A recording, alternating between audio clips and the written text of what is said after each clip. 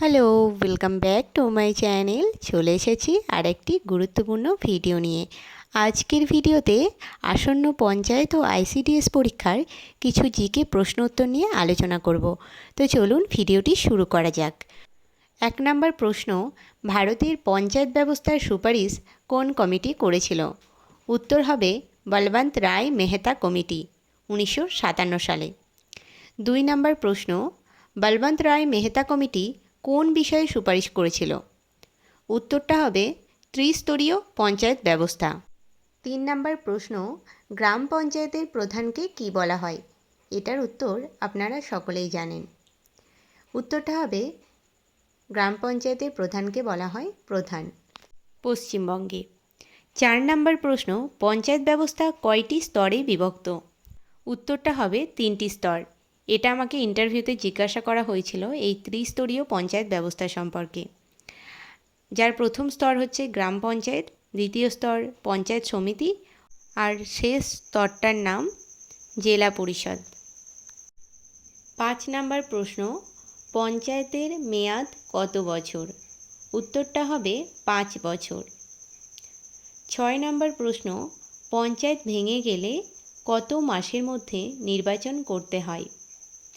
উত্তরটা হবে 6 মাসের মধ্যে।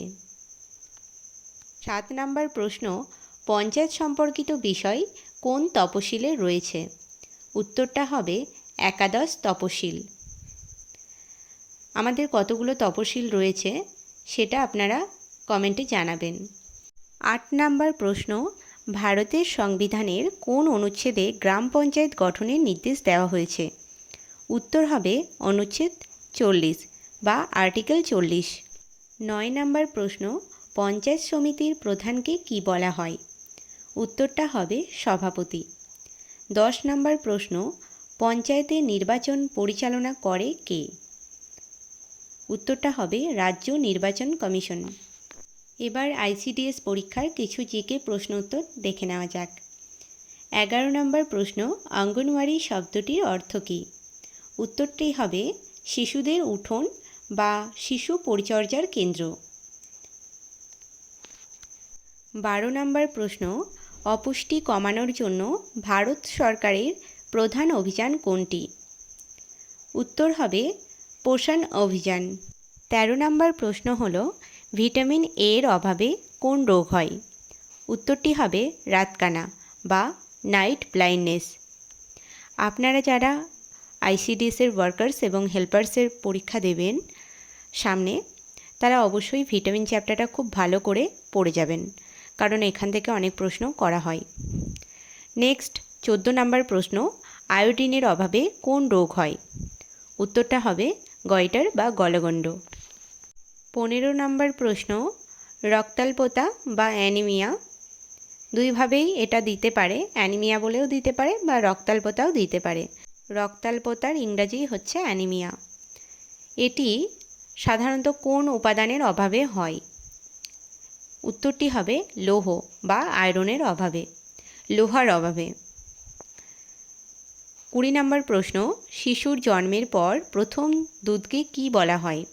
শিশুর জন্মানোর পর প্রথম মায়ের বুকের যে দুধটি খায় বা শিশুকে দেওয়া হয় সেই দুধটিকে বলা হয় কোলোস্ট্রাম। 17 নম্বর প্রশ্ন, রেফারেল সার্ভিস এর উদ্দেশ্য কী?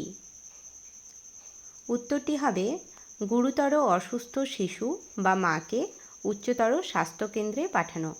অর্থাৎ মায়ের অবস্থা যখন খারাপ হবে বা শিশুর অবস্থা যখন খুব খারাপ হবে, তখন উচ্চতর কোনো স্বাস্থ্যকেন্দ্রে তাদের রেফারেল করা হয় বা রেফার করা হয়।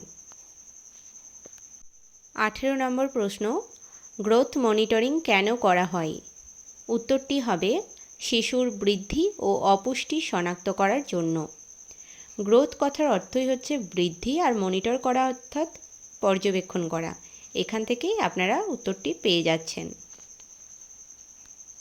19 নম্বর প্রশ্ন, পোষণ ট্র্যাকার কী? উত্তরটি হবে অঙ্গনওয়াড়ি পরিষেবার ডিজিটাল পর্যবেক্ষণ ব্যবস্থা। অর্থাৎ অঙ্গনওয়াড়ি রিলেটেড যে সমস্ত কার্যক্রম সেটা ডিজিটালভাবে পোষণ ট্র্যাকার অ্যাপের মাধ্যমে সম্পন্ন হয় বা সংরক্ষিত থাকে তথ্যগুলো। নেক্সট প্রশ্ন 20 নাম্বার, পোষণ 2.0 কবে চালু হয়? উত্তরটি হবে 2021-22 অর্থবর্ষে। আপনারা এই প্রশ্নগুলো একটি খাতা করে নোট ডাউন করতে থাকুন এবং সেগুলোকে প্রত্যেক দিন পড়ে পড়ে অভ্যাস করুন। কেন এটা বলছি সেটা আপনারা পরীক্ষার দিন বুঝতে পারবেন, যখন কোশ্চেন পেপারটা হাতে পাবেন। কারণ কোশ্চেন পেপারে যে প্রশ্নটা থাকবে তার জন্য 4টে অপশন থাকে, আর 4টে অপশানই খুব কাছাকাছি দেওয়া হয়। আপনাদের যদি খুব ভালো প্র্যাকটিস না থাকে সেক্ষেত্রে আপনাদের জানা উত্তরটি ভুল হয়ে যেতে পারে। তার জন্যই বলছি একটা খাতা করবেন এবং সেই খাতায় রোজ একটু একটু করে প্রিপারেশন নিন, নোট ডাউন করুন আর পড়ুন। আমিও এরকম একটা খাতা তৈরি করে নোট ডাউন করে রোজ প্র্যাকটিস করতাম। আমি এই ভিডিওর শপিং ট্যাগে আমি যে খাতাটা কিনেছিলাম সেই খাতাটার লিংক দিয়ে দেব।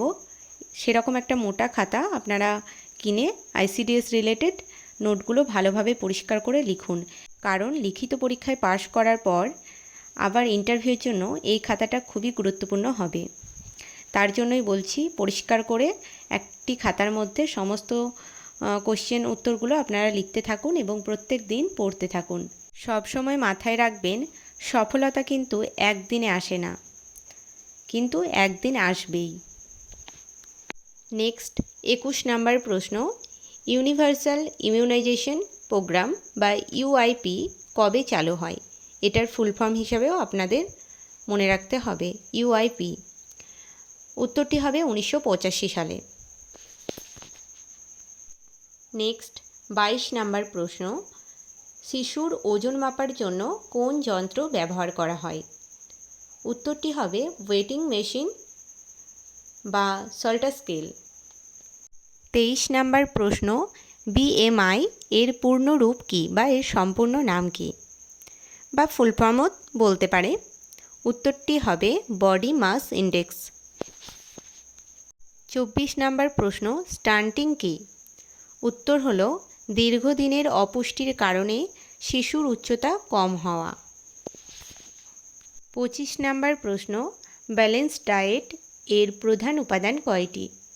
উত্তরটি হবে 6টি। ব্যালেন্সড ডায়েট বলতে সুষম খাবার বা খাদ্য। উত্তর হচ্ছে 6টি: শর্করা, প্রোটিন, চর্বি বা ফ্যাট, ভিটামিন, খনিজ লবণ, জল। আজকের লাস্ট প্রশ্ন, যেটা আপনাদের জন্য হোমওয়ার্ক থাকবে, শিশুর জন্মের কোন সময়কে ক্রিটিক্যাল পিরিয়ড বলা হয়?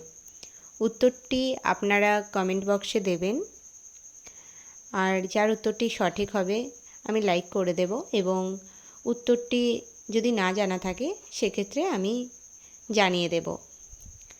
আজকের এই 25টি প্রশ্ন উত্তর কেমন লাগলো প্রত্যেকেই জানাবেন, আর ভিডিওটি ভালো লাগলে অবশ্যই একটি লাইক করবেন, বন্ধুদের মধ্যে শেয়ার করে দেবেন নিত্য নতুন আপডেট ভিডিও। এবং আমার চ্যানেল থেকে যদি আপনারা উপকৃত হন তাহলে অবশ্যই আমার চ্যানেলটি সাবস্ক্রাইব করবেন। আপনাদের কি রিলেটেড ভিডিও লাগবে সেটাও আমাকে কমেন্টে জানাতে পারেন। আজকের ভিডিওটি এখানেই শেষ করছি, দেখা হচ্ছে নেক্সট কোনো ভিডিওতে, ততক্ষণ পর্যন্ত টাটা।